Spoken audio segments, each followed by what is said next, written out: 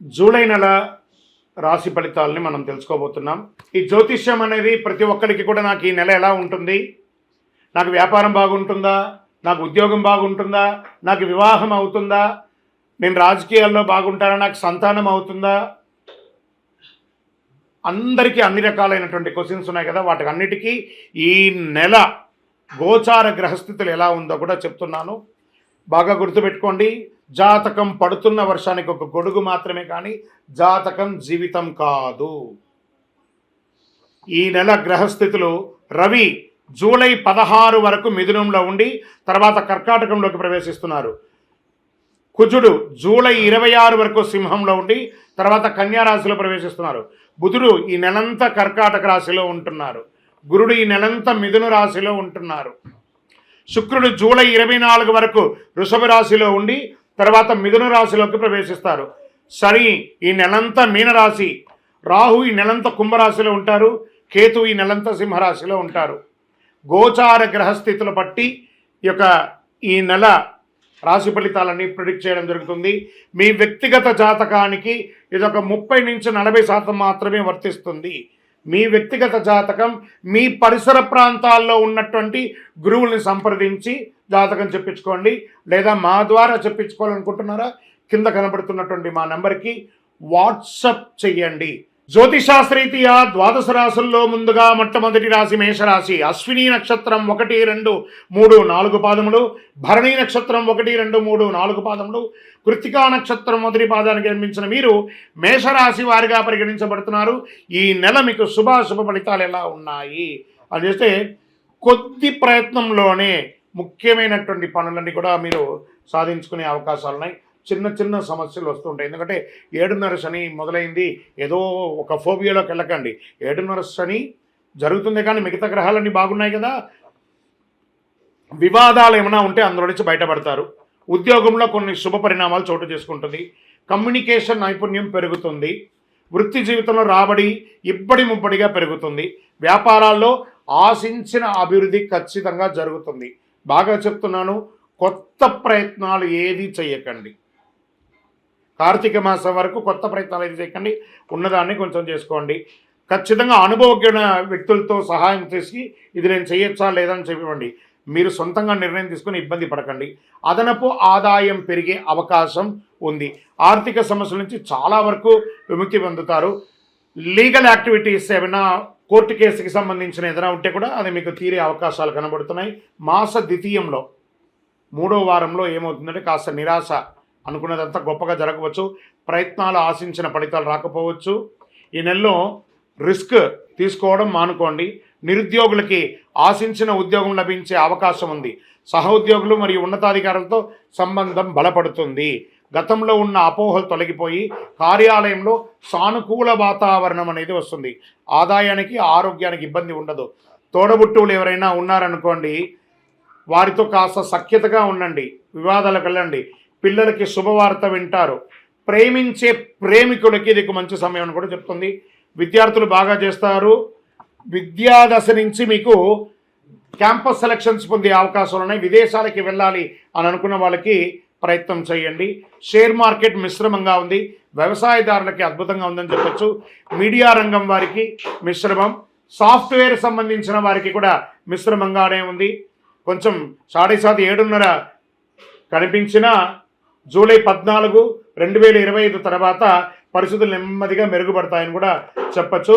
చంద్రాష్టమం July 6, 7, 2025 4 గంటల 1 నిమిషం మధ్యాహ్నం నుండి 9, 7, 2025 3 గంటల 15 నిమిషాల ఉదయం వరకు చంద్రాష్టమం ఉంటుంది.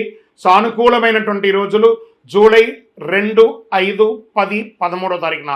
అదృష్ట సంఖ్యలు ఈ నెల 4 మరియు 9. ఆరాధించాల్సినటువంటి దేవతలు పూజలు ఏమైనా ఉన్నాయనుకుంటే సూర్య భగవానుని ప్రార్థించండి. ఆదిత్య హృదయం పఠించండి. దక్షిణామూర్తికి శివాలయంలో ఉత్తర భాగంలో ఉంటుంది. ఆ దక్షిణామూర్తి స్వామి వారిని నమస్కారం చేయండి. శనివారాల్లో శివుని ప్రార్థించి నవగ్రహ ప్రదక్షిణ చేసి శని భగవాన్ని ప్రీతి పొందండి. దేహిమే బుద్ధి వైశిష్ట్యం, దేహిమే నిత్య యవ్వనం, దేహిమే పరమ ఆనందం, దేవదేవ జగత్పతి అని చెప్పండి. కరుంగాళిమాల ఈరోజు ఎక్కడ చూసినా సమాజంలో కరుంగాలి మాలకు గురించి బాగా మాట్లాడుతున్నారు. ఇదేదో ఒక దేవాలయానికి సంబంధించింది కాదండి. ఎక్కడో తమిళనాడులో ఒక దేవాలయంలో అది తయారవుతుంది కానే కాదు. ఇది వెస్టర్న్ ఘాట్స్లో తయారయ్యే కరుంగాలి కట్టె అంటారు. ఈ యొక్క మాల అద్భుతమైనటువంటి కట్ట, ఆ యొక్క కర్రతో తయారు చేసింది. చాలా అతి శక్తివంతమైనటువంటి ఈ యొక్క మాల.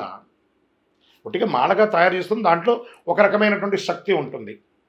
కానీ దానికి శక్తిని ఇంకా కొంచెం పెంచడానికి ఒక 48 రోజులు పూజ చేసి, సుదర్శన చండీ హోమాదులన్నీ కూడా చేసి, దీనికి సంపుటి చేసి, ఆరాధన చేసి, ల్యాబ్ టెస్ట్ చేసి మరి సిద్ధంగా ఇస్తున్నాం. మరి ఈ యొక్క మాల వేసుకోవడం వల్ల మాకేమైనా మేలు జరుగుతుందంటే ఆరోగ్యం బాగుంటుంది, ఐశ్వర్యంగా ఉంటారు, ఏ విధమైనటువంటి నెగిటివ్స్ ఉన్నా కూడా తొలగిపోతుంది. మరి ఎప్పుడు వేసుకోవాలి మాల? మంగళవారాల్లో ధరించడం అనేది మంచిది. మరి మేము వేసుకున్న తర్వాత మేము ఎలా ఉండాలి అంటే, పడక మీద పడుకోకూడదు. మీరు మాల ఏ రోజైతే వేసుకుంటారో ఆ రోజు మధుమాంసాలకి దూరంగా ఉండండి, చావులకు వెళ్ళకండి. మలమూత్రం వెళ్ళినప్పుడు దాన్ని ధరించకుండా పక్కన పెట్టి వెళ్ళి వచ్చిన తర్వాత కాలు కడుక్కొని మళ్ళీ వేసుకోండి. భయపడాల్సిన అవసరం లేదు. ఇంకోటి జాగ్రత్త పడాల్సింది ఏమైనా ఉందంటే, మార్కెట్లో తక్కువ ధరకు చాలా అట్రాక్ట్ చేసి ఆన్లైన్లో చాలామంది మోసం చేస్తున్నారు. జాగ్రత్త పడండి. ఇది అంత సామాన్యంగా దొరికే మాల కాదు. ఎవరు పడితే వాళ్ళు ఇచ్చేయడానికి. మీరు అడగండి ఎవరినైనా, మీరు ఎక్కడ పూజ చేశారు, దీనికి ఏంటి శాండిటీ ఏంటి, దీనికి పవర్ ఏంటి, ఎవరు ఇస్తున్నారు, ఏ గురుగారు ఇస్తున్నారని అడగండి. ఆ గురుగారి దగ్గర రీచ్ అయిన తర్వాత ఈ మాలను పొందండి. మళ్ళీ మాలను పొందిన తర్వాత మేమేం చేయాలి, అదొక క్వశ్చన్ ఉంటుంది. ఏమంటే ఇప్పుడు మీ ఫోన్ వాడుతున్నారు కదా, ఏదో ఒక కంపెనీ ఫోన్ వాడతారు. ఆ కంపెనీ వాడు ఛార్జర్తో సహా ఇచ్చేస్తాడు డబ్బులు పెట్టి. ఆ ఫోన్ ఇచ్చేంత వాడు మొదట కొంచెం ఛార్జింగ్ ఉంటేనేమో, ప్రతిరోజు అది పని చేయాలంటే మనం డైలీ ఛార్జింగ్ పెట్టుకోవాలి. అలాగే ఈ మాలకు ఇంకా పవర్ పెరగాలంటే ఈ మాలను చేతిలో చక్కగా ఇలా పెట్టుకొని ఉదయం స్నానం చేసిన తర్వాత ఈ మాలను ఒక మంత్రం ఇస్తాం. ఆ మంత్రాన్ని చెప్పి జపం చేసుకోండి. అప్పుడు అందులో పవర్ పెరుగుతుంది. ఆల్రెడీ 48 రోజులు చేసిన పూజ పవర్ ఉంటుంది.